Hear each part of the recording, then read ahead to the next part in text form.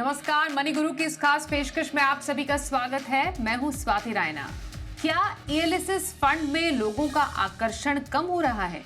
एएलएसएस fund से लगातार हो रहे आउटफ्लो से पता चलता है कि एएलएस, जो कभी म्यूचुअल फंड में टैक्स बचत का सबसे लोकप्रिय जरिया था, अब निवेशकों की पसंद नहीं रहा।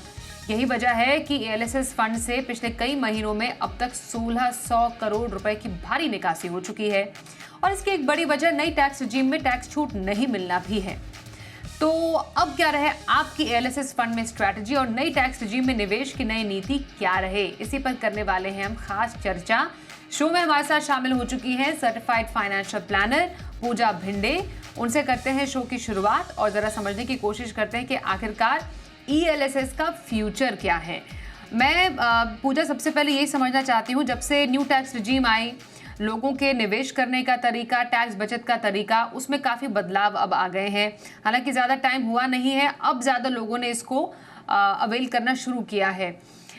ईएलएसएस पर क्योंकि खास हमारी बात चल रही है, ये जो बड़ी गिरावट हमने पिछले कुछ टाइम में देखी है ईएलएसएस फंड से, सिर्फ और सिर्फ पैसे निकल ही रहे हैं, कोई अच्छा निवेश आ नहीं रहा। आपको बड़ी वजह क्या लग रही है? जी बिल्कुल, thank you so much Swati. I think काफी रेलेवेंट है क्योंकि हम सब देख रहे हैं कि काफी लोग न्यू रेजीम के आने के बाद जितने भी टैक्स सेविंग इंस्ट्रूमेंट्स हैं उनमें इस तरीके के चेंजेस ला रहे हैं। और जो हम रिडेम्पशंस की आपने हाईलाइट किया है आज के इसमें के लास्ट क्वार्टर में जो रिडेम्पशंस देखने को मिले हैं, आई थिंक ये एक ट्रांजिशन पीरियड है मैं कहूंगी, या तो फिर एक टाइम ऑफ डिसीजन है वेर इन काफी लोग दो तरीके से निवेश करने की सोच रखते हैं। एक जो चाहते हैं कि सिर्फ टैक्स पर्पस से मैं इन्वेस्ट करूं, क्योंकि वो कभी भी इन्वेस्टमेंट की जो प्लानिंग है ना वो सिर्फ इस वजह से करते हैं कि मेरी टैक्स कितनी सेविंग हो रही है। So that is one mindset. और दूसरी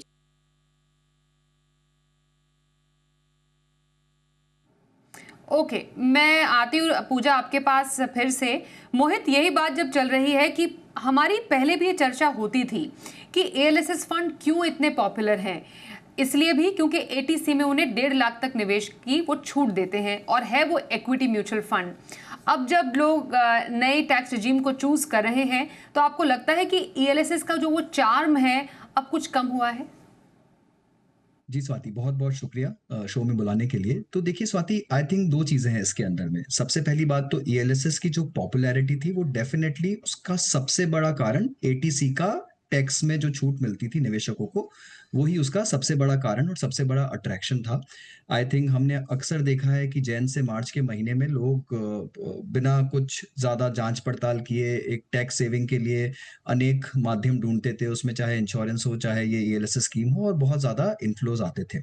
हालाँकि मुझे लगता है कि इसका दूसरा बड़ा कारण पॉपुलैरिटी का एक ये भी था कि अगर आप जितने भी दूसरे टैक्स सेविंग के ऑप्शंस हैं, उनसे अगर आप ईएलएसएस को कभी भी कंपेयर करते, चाहे वो इंश्योरेंस पॉलिसीज़ हो, यूलिप्स हो या फिर वो पीपीएफ, ईपीएफ, आपके सुकन्या समृद्धि या जो भी दूसरे जितने भी इंस्ट्रूमेंट्स थे, उसके कंपैरेटिवली सबसे कम लॉक इन इसी के अंदर में था 3 साल का, और सबसे अच्छे रिटर्न्स हिस्टोरिकली आप कभी भी किसी भी टाइम फ्रेम में कंपेयर करके देख लीजिए, सबसे अच्छे रिटर्न निवेशकों को ईएलएसएस में ही मिलते थे। तो वो जो एक अच्छा एक्सपीरियंस था, वो एक बहुत बड़ी वजह थी कि बहुत ज़्यादा निवेशक बढ़-चढ़ कर इसमें आते थे और हर साल रिपीट क्लाइंट जो होता था, वो भी काफ़ी ईएलएसएस में निवेश करता था। तो आपने अगर पिछले साल निवेश किया, तो आप इस साल भी निवेश करेंगे ही करेंगे, बिकॉज़ आपका एक्सपीरियंस बहुत अच्छा रहा है। हालाँकि नए टैक्स रिजीम में, जो कि हम देख भी रहे हैं हमारे सारे निवेशकों के साथ में, हमारे जितने भी इन्वेस्टर्स हैं, जो जितना ज़्यादा नए टैक्स रिजीम में शिफ्ट कर रहे हैं, वो बहुत कम अब ईएलएसएस में निवेश कर रहे हैं। इनफैक्ट जो आंकड़े हैं स्वाति, वो ये बताते हैं कि अगर भारत में 8 से साढ़े 8 करोड़ टैक्स पेयर है रेगुलर, तो उनमें से 74% ऑलरेडी न्यू टैक्स रिजीम में शिफ्ट कर चुके हैं। तो और धीरे-धीरे मुझे लगता है कि जैसे-जैसे निवेशक न्यू टैक्स रेजिम में शिफ्ट करेंगे, इसका जो आकर्षण है ईएलएसएस का, वो कम होता जाएगा, काफ़ी हद तक हो गया है और आगे जाके मुझे लगता है काफ़ी सीमित ही रह जाएगा। हम्म, तो क्योंकि बस टैक्स रिजीम बदलने से एक प्लान की पॉपुलैरिटी कम हो सकती है, तो ऑलरेडी जिन्होंने एएलएसएस फंड में इन्वेस्ट किया है ये सोच के कि उनको टैक्स बेनिफिट मिलेगा, और क्योंकि पर्पस उनका अपने पोर्टफोलियो में एएलएसएस फंड रखने का वही क्योंकि रहा है, तो अब जो पोजिशनिंग है एएलएसएस फंड की, पूजा हमारे साथ शो में शामिल हो चुकी हैं। पूजा, अब जाकर एएलएसएस फंड के पोर्टफोलियो में पोजिशनिंग क्या रहनी चाहिए? अब आपने न्यू टैक्स रिजीम में शिफ्ट कर लिया, अब आपको मालूम है कि नए टैक्स रिजीम में आपको एटीसी का इसके तहत बेनिफिट भी नहीं मिलेगा, तो एएलएसएस फंड को अपने पोर्टफोलियो में रखें कि नहीं रखें? जी बिल्कुल, देखिए स्वाति, जैसे हम वही डिस्कस कर रहे थे कि दो तरीके की एक साइकोलॉजी चलती है, एक है और एक गोल प्लानिंग के हिसाब से प्लान किया, या तो फिर टैक्स पर्पस। अब क्लियर है कि टैक्स पर्पस तो हमें मिल नहीं रहा है, तो क्या हमें इसको कंटिन्यू करना चाहिए? तो हमारा हमेशा दूसरा एक फैक्टर हो जाता है कि भाई आपको रिटर्न्स आ रहे हैं कि नहीं। तो रिटर्न्स तो आपको मिल ही रहे हैं डाइवर्सिफाइड इक्विटी फंड के सामने। सो मेरे हिसाब से जो ईएलएसएस कैटेगरी है, जिसमें एक 3 ईयर लॉक इन आ जाता है, जिस वजह से कहीं ना कहीं देर आर पीपल जिनको लगता है कि मैं अननेसेसरी लॉक्ड हो जा रहा हूँ, मेरा रिडेम्पशन के टाइम पे प्रॉब्लम हो सकती है। एसआईपी एक ऐसा इंस्ट्रूमेंट है कि जब गोल आएगा, ठीक है, जब रिडेम्पशन का समय आएगा, तब लास्ट 3 ईयर का जो भी इंस्टॉलमेंट होगा ना, वो लॉक्ड होगा। सो ये एक सोचने वाली बात हो जाती है अगर हमें एसआईपी कंटिन्यू करनी है तो यहाँ पे सोचना है कि हाँ, अगर मेरा गोल रिटायरमेंट का है और हम यंग है, रिटर्न्स मिल रहे हैं, तो यू कैन कंटिन्यू। लेकिन अगर आप डाइवर्सिफाइड इक्विटी फंड में भी शिफ्ट कर लेते हैं तो that is also a good option, I would say, because आपको रिटर्न्स भी मिल रहे हैं, आपका वो लॉक इन वाला जो फैक्टर है वो फ्री हो जाता है। So I would suggest ELSS category में जो निवेश कर रहे हो वो आप you can definitely switch it to diversified equity fund. लेकिन जो डेट कैटेगरी है ना स्वाति, जैसे पीपीएफ है या फिर सुकन्या समृद्धि है या फिर सीनियर सिटीजन सेविंग स्कीम है, आई थिंक वो वाले जो इंस्ट्रूमेंट्स है ना, उसमें से स्विच करने की जरूरत नहीं है। वो एक अच्छा खासा इंस्ट्रूमेंट है जो मेच्योरिटी पे आपको टैक्स फ्री है, प्लस लंबा समय का एक होराइजन है। तो एक साइड में, क्योंकि हमारे देश में सोशल सिक्योरिटी नहीं है, तो रिटायरमेंट के लिए हम क्या प्लानिंग कर रहे हैं? हम हमारे इक्विटी फंड से कर रहे हैं, लेकिन अगर कोई गोल आ जाता है तो काफी लोग इक्विटी से भी पैसा निकाल लेते हैं, ठीक है।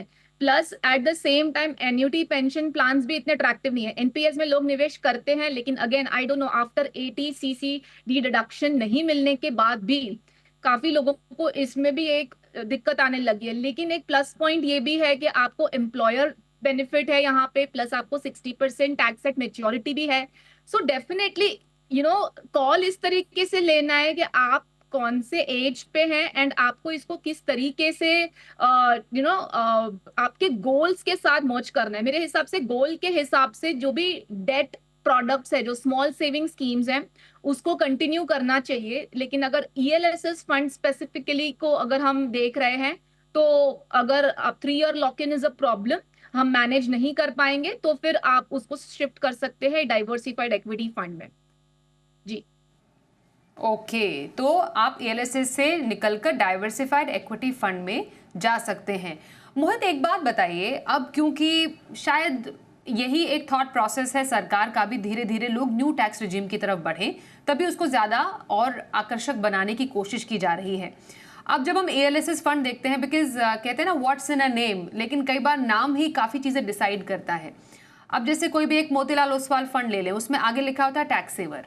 अब जब वो टैक्स सेवर ही लिखा है, हमारे दिमाग में ये एक धारणा आ जाती है कि ये तो टैक्स सेविंग वाला फंड है, तो इसमें इन्वेस्ट क्यों किया जाए।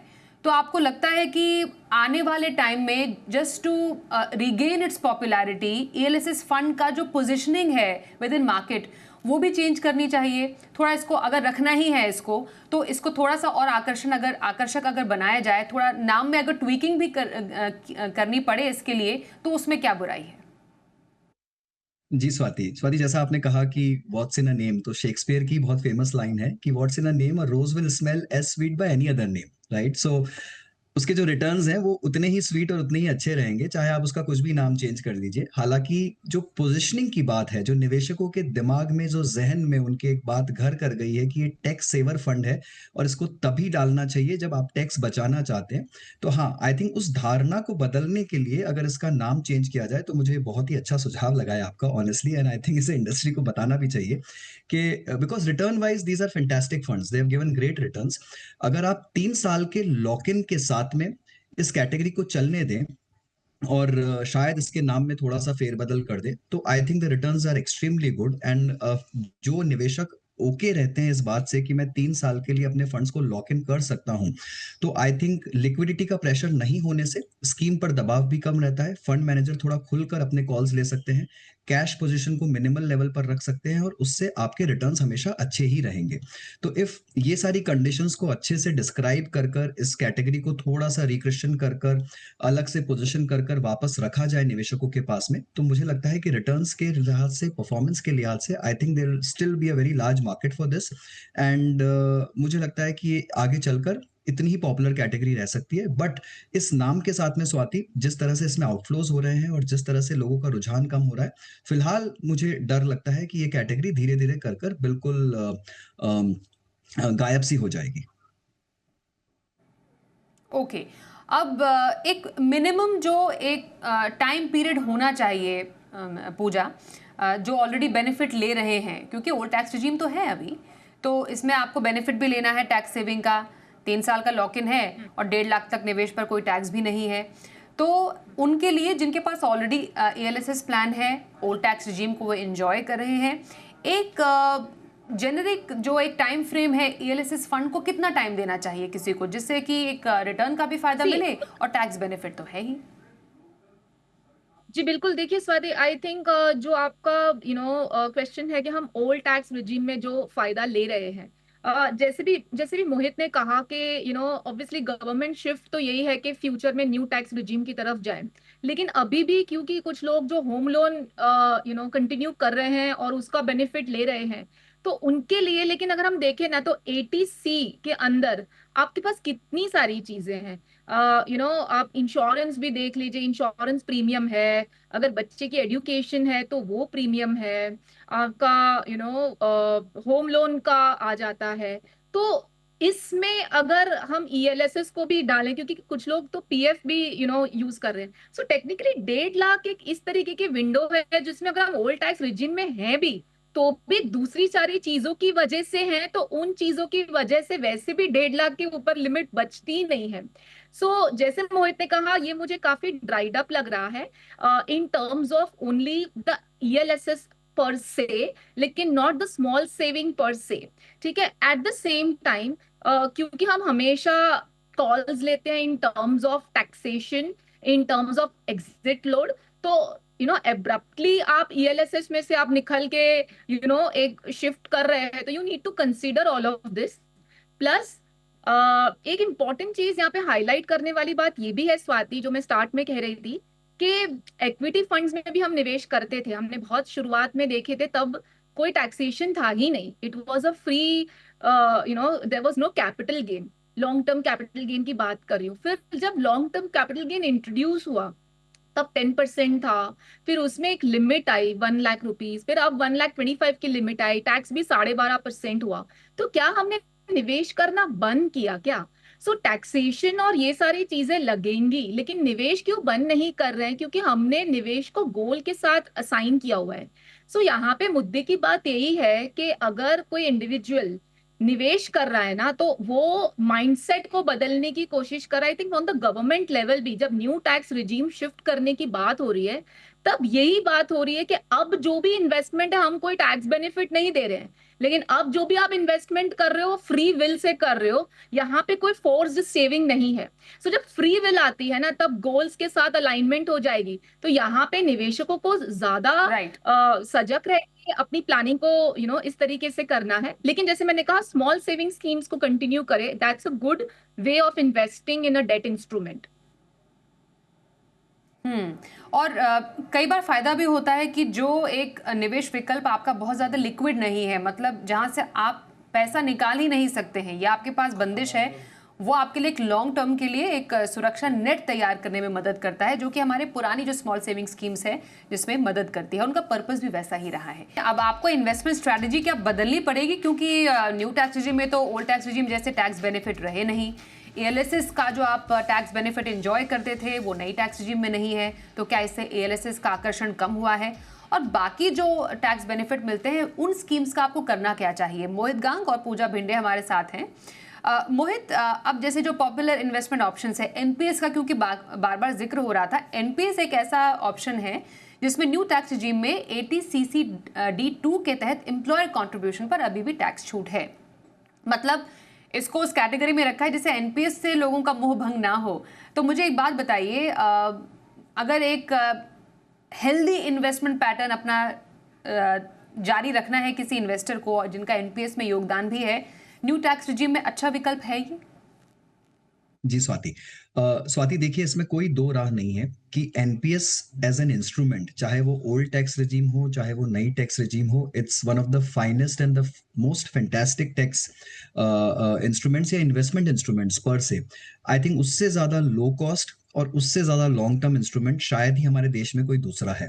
एंड उसके इतने सारे बेनिफिट्स भी है। अगर आप ओल्ड टैक्स रेजिम में थे तो आपको एटीसी में भी बेनिफिट मिल रहा था, आपको उसके ऊपर 50,000 रुपए एक्स्ट्रा भी मिल रहे थे, और आपको जो आपके एम्प्लॉयर देते हैं, अगर वो आपकी सैलरी में पैकेज करके दे रहे थे तो 10% of your basic plus DA का जो छूट थी वो भी आपको मिल रही थी। राइट, तो देयर वर मल्टीपल बेनिफिट्स जो कि अवेलेबल थे ओल्ड टैक्स रिजीम में। नई टैक्स रिजीम में टू कंटिन्यू विथ एनपीएस का पॉपुलैरिटी, आई थिंक गवर्नमेंट ने सबसे स्मार्ट कदम अगर कुछ लिया है तो वो यही है कि उन्होंने एनपीएस का जो सबसे बड़ा रिबेट वाला या छूट वाला जो पोर्शन था, कि ये जो 10% आपका एम्प्लॉयर कंट्रीब्यूट करता है बेसिक प्लस डीए के कंपोजिशन में, उसको उन्होंने अभी भी टैक्सेबल इनकम से एग्जेम्प्ट रखा है। And I think that is a very brilliant master stroke अगर आप समझें इसको तो। और यहाँ पर अगर आप सेंट्रल गवर्नमेंट एम्प्लॉय हो तो ये 14% तक का की आपको छूट मिलती है इस लिमिट में। सो एज आई सेड कि एनपीएस में आपके पास सारे ऑप्शंस अवेलेबल है। आपके पास इक्विटी है, कॉर्पोरेट बॉन्ड का ऑप्शन है, डेट का ऑप्शन है, गवर्नमेंट सिक्योरिटीज का ऑप्शन है, आपके पास में इन सब के ऑटोमेटिक कॉम्बिनेशंस हैं। आपको 60% पैसा मेच्योरिटी पे टैक्स फ्री भी मिलता है, उसके बाद आप एन्युइटीज ले सकते हैं। तो इट्स अ ग्रेट इंस्ट्रूमेंट। और जैसे कि गवर्नमेंट चाह भी रही है कि वो ओपीएस से मूव करके धीरे धीरे इस देश को एनपीएस की तरफ ले जाएं, यानी एक डिफाइंड बेनिफिट से डिफाइंड कॉन्ट्रीब्यूशन की तरफ पूरे कंट्री को ले जाना चाह रहे हैं, जो कि एक देश की अर्थव्यवस्था के हिसाब से भी बहुत अच्छा कदम होगा। तो मुझे लगता है आई थिंक सबसे ज्यादा अच्छा तरीका वही है। एक और बात मैं स्वाति यहाँ रखना चाहूंगा कि अगर आप चाहते हैं कि ईएलएसएस की पॉपुलैरिटी भी बनी रहे तो शायद इंडस्ट्री को कुछ हद तक फाइनेंस मिनिस्ट्री के साथ या सरकार के साथ एक मुहिम करनी होगी कि ठीक है, चलिए आपने एटीसी में इसका एग्जेम्पशन नहीं दिया है, बट कोशिश करिए कि ईएलएसएस के जो गेन्स आते हैं, अगर आप 3 साल का लॉक इन रख रहे हैं तो ये एक तरह से फोर्स्ड सेविंग हो गई निवेशकों के लिए। तो एटलीस्ट जो गेन्स वहां पर आए उन्हें आप कैपिटल गेन से एग्जाम कर दीजिए या कुछ उसमें कुछ छूट दे दीजिए। राइट, अगर उस तरह का भी कुछ कदम मिल जाए इंडस्ट्री को तो देन ईएलएसएस या फिर एक फोर्स सेविंग मैकेनिज्म का जो तरीका था, एक जरिया था कि 3-5 साल तक आप अपने पैसों को लॉक करके रख सकें किसी अच्छे इक्विटी इंस्ट्रूमेंट में, वो वापस पॉपुलर हो जाएगा। और मुझे लगता है कहीं पर कुछ एक कदम की आवश्यकता है कि उसको वापस थोड़ा सा पॉपुलर किया जाए। And NPS as you said will continue to remain a great option.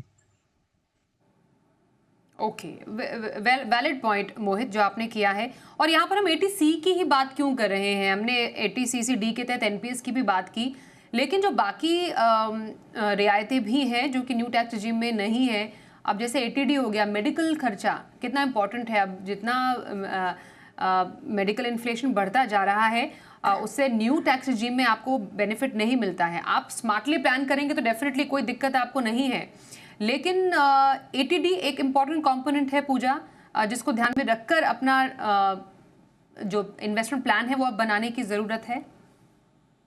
जी बिल्कुल स्वाति, बहुत इंपॉर्टेंट हाईलाइट है मेरे हिसाब से। जैसे मोहित ने भी एटीसी की बात की कि एक इस तरीके का एक हम गवर्नमेंट के सामने, फाइनेंस मिनिस्टर के सामने एक रख सकते हैं for ELSS to outshine again. वैसे ही मेरे हिसाब से एटीडी भी एक एक ऐसी कैटेगरी थी हेल्थ इंश्योरेंस की तरफ लोग काफी टाइम 25,000 50,000 के चक्कर में एंड डिपेंडेंट पेरेंट्स की वजह से आपको एडिशनल टैक्स बेनिफिट मिलता है, उसके चक्कर में वो पॉलिसीज खरीदते थे जबकि उनके पास ऑलरेडी पॉलिसीज थी। राइट तरीके से वो पॉलिसीज नहीं खरीदते थे। अब क्या है, पहले तो चलो टैक्स डिडक्शन का एक था, इस वजह से वो एक पॉलिसी खरीद के उसमें टैक्स बेनिफिट ले लिया करते थे। अब तो वो भी वाइप्ड ऑफ हो गया है, so it is again a free game.